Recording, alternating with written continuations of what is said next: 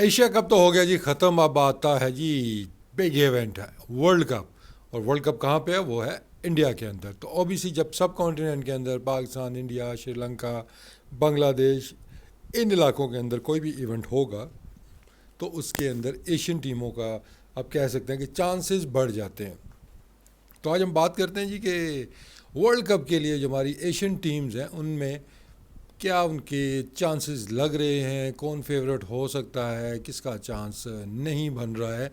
तो टीमें तो आप कह सकते हैं कि पाकिस्तान है, इंडिया है, उसके बाद श्रीलंका है, फिर बांग्लादेश है, अफ़गानिस्तान है उसके अंदर।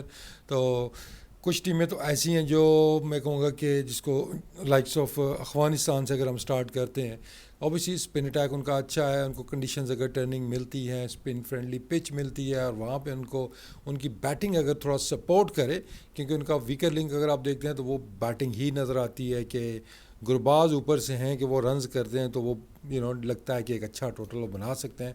उसके अलावा कोई इतने ज़्यादा कंसिस्टेंसी से उनके कोई बैट्समैन रन्स करते हुए नज़र नहीं आ रही। एक अर्निंग नबी की हमने देखी थी, अच्छी उन्होंने खेली थी।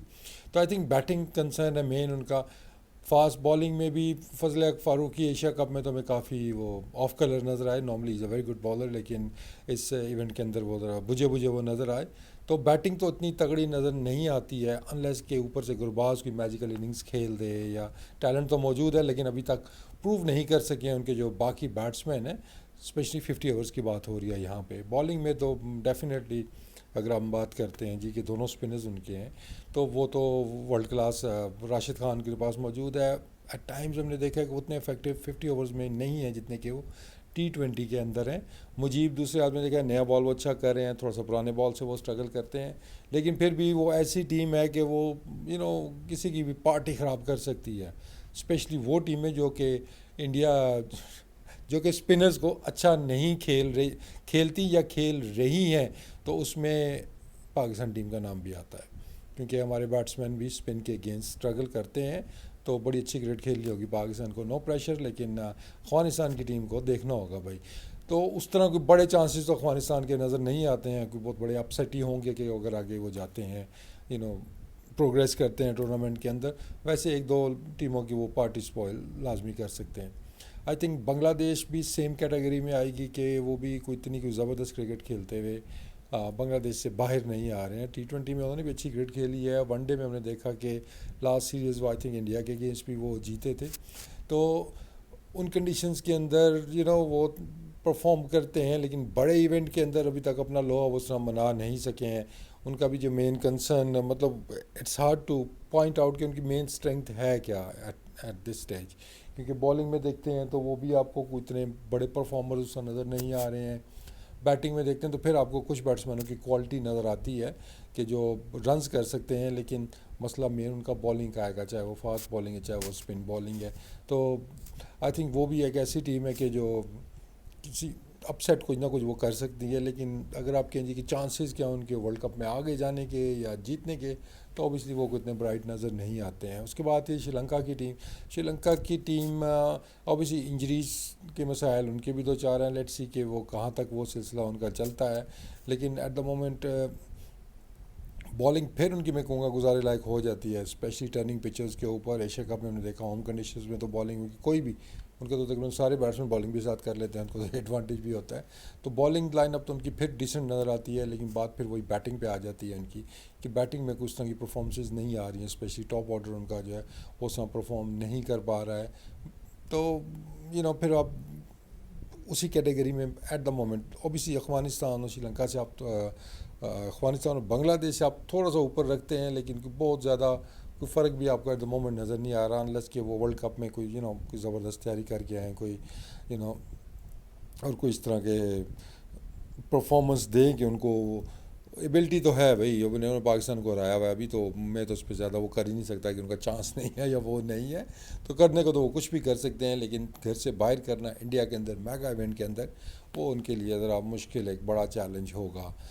उसके बाद जी आते हैं जी जो दो बड़ी टीमें हैं जिनको आई थिंक कहीं भी इवेंट होता है, वर्ल्ड कप हो या चैम्पियन ट्रॉफी हो, कहीं पे भी हो, तो पाकिस्तान इंडिया को तो आप कभी भी राइट ऑफ नहीं कर सकते हैं।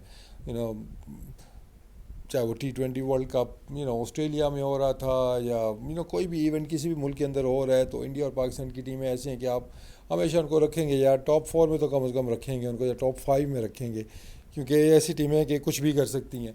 और अगर हम पाकिस्तान से स्टार्ट करते हैं जी, तो पाकिस्तान ऑब्वियसली एशिया कप तो बहुत बुरा गया, बहुत बड़ा धचका लगा है पाकिस्तान की जो प्रिपरेशन थी वर्ल्ड कप को, और एकदम से चीज़ें बिखर सी गई हैं पाकिस्तान टीम की। इंजरी के इश्यूज़ हुए, परफॉर्मेंस नहीं हुई, फिर इंडिया से आप हारे, और वो जिस तरीके से हारे, उसके बाद फिर श्रीलंका से भी हारे, तो ये सारी चीज़ें देखते हुए मतलब बिखर गई है टीम इस टाइम पे। फिर वो कुछ ड्रेसिंग रूम की चीज़ें जो बाहर निकल रही हैं, जो कि काफ़ी ऐसे से एक सिलसिला रुका हुआ था, but unfortunately it started again. तो कोई चीज़ें इतनी अच्छी नज़र नहीं आ रही हैं पाकिस्तान के लिए।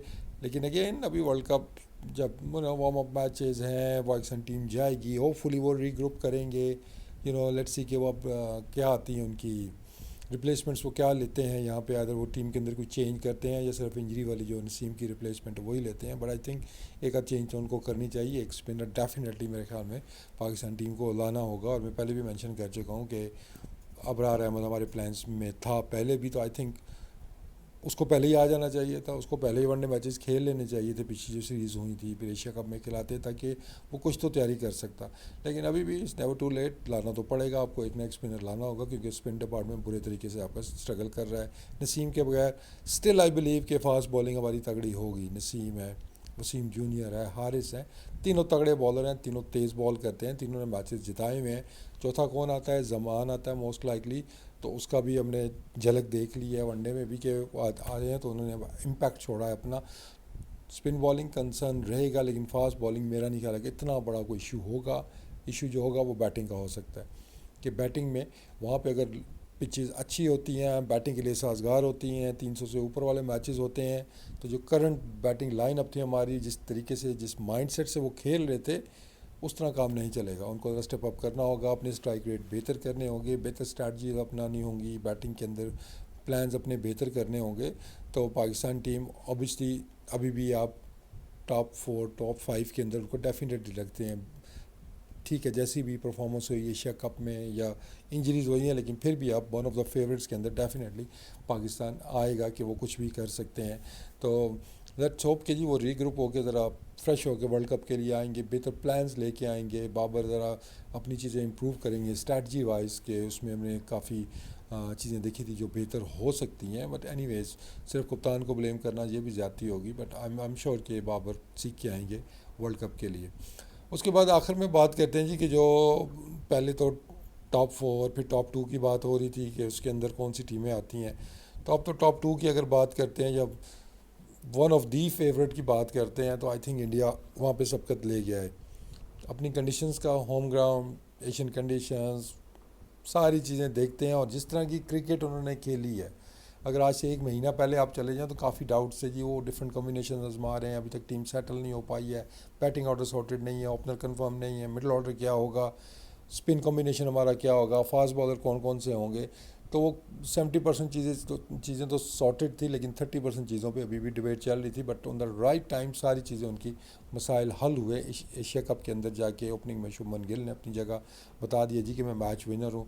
मिडिल ऑर्डर में आपके राहुल इंजरी से वापस आए, जिस तरीके से वो बैटिंग कर रहे हैं, साथ में वो कीपिंग भी कर सकते हैं, की भी है उन्होंने, और उसके साथ ईशान किशन ने भी जिस तरह बैटिंग की थी पाकिस्तान के खिलाफ, तो काफ़ी मसाइल उनके हल होते हुए नज़र आते हैं बैटिंग में भी। और ऑब्वियसली बैटिंग डेथ अगर हम देखते हैं कि उसके पांड्या आ जाएंगे, जडेजा आ जाएं, अक्सर खेलते हैं वो है, या शार्दुल ठाकुर खेलते हैं, तो लंबी बैटिंग लाइनअप आपकी नज़र आती है, और बॉलिंग के ऑप्शन भी आपको नज़र आते हैं। और फास्ट बॉलिंग में आई थिंक कि जिस तरह का इस एशिया कप के अंदर फास्ट बॉलर ने उनकी बॉलिंग की है, चाहे वो बुमराह थे, चाहे वो सिराज थे, चाहे वो पांड्या थे, तो अब वो टॉप टियर के फास्ट बॉलर्स की टीमें जो आप गिन रहे थे ना, कि पाकिस्तान का बड़ा पेस अटैक जो है वो बेस्ट है दुनिया के अंदर, तो इंडिया भी अब ज़्यादा दूर नहीं रहा है, बल्कि वो भी उसी कैटेगरी में आ गए हैं कि नए बॉल से भी विकटें लेनी उनको आ गया। और सिराज ने जिस तरह बॉलिंग की, बुमराह तो ऑफ कोर्स क्वालिटी बॉलर है, तो वो एरिया तो उन्होंने कवर कर लिया। स्पिनर्स उनके पास मैजिकल स्पिनर मौजूद है, कुलदीप यादव,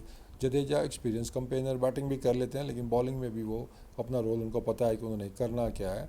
तो आई थिंक एक कंप्लीट टीम इंडिया की एट द मोमेंट नज़र आ रही है। तो एट द मोमेंट अगर कोई चीज़ गैस करनी हो जी कि इस टाइम सबसे ज़्यादा चांसेस किसके हैं इन एशियन टीम्स के अंदर, तो वो तो definitely India at the moment नज़र आ रहा है। पाकिस्तान फिर मैं कहूँगा राइट ऑफ नहीं कर सकते हैं, लेकिन चीज़ों को देखते हुए जो भी हुई हैं उस चीज़ को देखते हुए इंडिया फेवरेट्स आपको नज़र आता है इस वर्ल्ड कप के लिए। आने वाले दिनों में बात करेंगे बाकी टीमों के लिए भी कि जो बाहर से टीमें खेलने आ रही हैं, तगड़ी टीमें हैं, Australia, England, New Zealand, south Africa, ये सारी तगड़ी टीमें हैं और इन कंडीशंस के अंदर ये भी बहुत अच्छी क्रिकेट खेलते हैं, उन पर भी बात करेंगे। लेकिन एट द मोमेंट एशियन टीमों में इस टाइम आई थिंक इंडिया के नज़दीक कोई नहीं आ रहा।